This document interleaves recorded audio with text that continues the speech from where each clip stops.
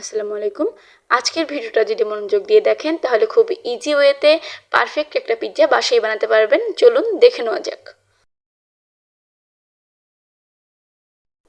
প্রথমেই নিয়ে নিচ্ছি হাফ কাপ উষ্ণ গরম দুধ, আর এর মাঝে দিয়ে দিচ্ছি 4 টেবিল চামচের মতো চিনি। তার মধ্যে দিয়ে দিব সামান্য একটু লবণ, আর দিয়ে দিব হচ্ছে 2 টেবিল চামচ ইস্ট। ইস্ট অ্যাড করার পর তারপর এটা ভালো মতো মিশিয়ে নিব। ভালো মতো মেশানো হয়ে গেলে এ পর্যায়ে এর মাঝে অ্যাড করতে হবে প্রায় 1.5 কাপের মতো আটা। এখানে আমি পর্যায়ক্রমে অ্যাড করেছি, আপনারা এভাবে পর্যায়ক্রমে অ্যাড করবেন, তাহলে পরিমাপটা ঠিক থাকবে। আর এটা যেন বেশি পাতলা না হয়ে যায়, আবার বেশি যেন হার্ড না হয়ে যায়। সফট একটা ডো তৈরি করে নিতে হবে। দেখতেই পাচ্ছেন প্রথমে আমি 1 কাপ অ্যাড করেছিলাম, তারপরে আমি পর্যায়ক্রমে আরও 1 কাপের মতো অ্যাড করেছি। টোটাল আমার এখানে প্রায় 2 কাপের মতো আটা লেগেছিল। আমার হাতে একটু প্রবলেম থাকায় এটা আমি একটু স্কিপ করে যাচ্ছি। এটা ভালো মতো মুথে একটা সফট ডো তৈরি করে নিতে হবে। পিকচারে যেরকম দেখতে পাচ্ছেন ঠিক এরকম একটা ডো তৈরি করে নিতে হবে।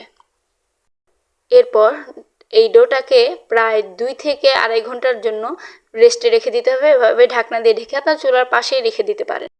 এরপর চুলায় একটা প্যান গরম করে তার মধ্যে দিয়ে দিব তেল।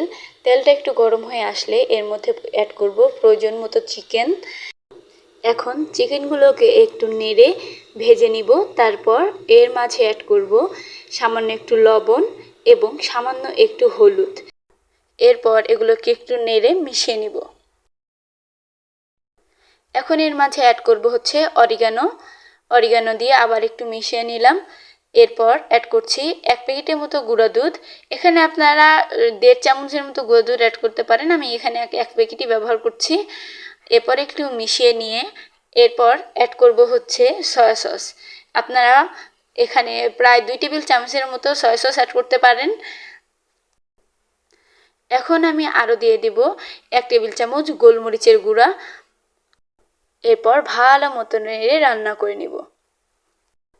মাংসগুলো যখন প্রায় 90% কুক হয়ে যাবে, দেন আমরা অ্যাড করব হচ্ছে এখানে হাফ কাপের মতো পেঁয়াজ। এখানে আপনারা কম বেশি করে নিতে পারবেন। আমি কাঁচা পেঁয়াজ অ্যাড করে খেতে যাচ্ছি না, তাই এখানে আমি পেঁয়াজটাকে এই মাংসের সাথে একটু ভেজে নিচ্ছি। আপনারা চাইলে কাঁচা পেঁয়াজও আপনারা পিৎজায় অ্যাড করতে পারেন। এই পর্যায়ে এগুলো আমি নামিয়ে নিচ্ছি। এখন আমরা যে ডোটা তৈরি করেছিলাম এই ডোটায় দেখতেই পাচ্ছেন ফুলে ডাবল হয়ে গেছে। এরপর ডোটাকে আবার একটু মুথে নিতে হবে। আমার হাতে একটু প্রবলেম থাকায় আমি সরাসরি ব্রেডটা বানিয়ে দেখাচ্ছি। এভাবে আপনারা পিৎজার ব্রেডের সাইজটা দিয়ে নেবেন। এরপর অ্যাড করছি পরিমাণ মতো টমেটো সস। তারপর দিয়ে দিব হচ্ছে চিকেন এবং পেঁয়াজ যেটা আমরা ভেজে রেখেছিলাম সেটা। পুরোটা ছড়িয়ে দেব সারাটা পিৎজার গায়ে। এবার ভালো মতো এটাকে ছড়িয়ে দিতে হবে। ভালো মতো ছড়িয়ে দেওয়া হয়ে গেলে এই পর্যায়ে আমি অ্যাড করব মাশরুমের পরবর্তীতে আমি অ্যাড করছি এখানে হচ্ছে চিজ। আপনারা চিজের পরিমাণটা কম বেশি করে নিতে পারেন। এখন আমি দিয়ে দিচ্ছি ব্ল্যাক অলিভ। উপরে একটু অরিগানো ছিটিয়ে দিয়ে প্রায় 10 মিনিটের মতো এটা বেক করে নিতে হবে মিডিয়াম হিটে। এই তো রেডি আমার রেস্টুরেন্ট স্টাইল পিৎজা।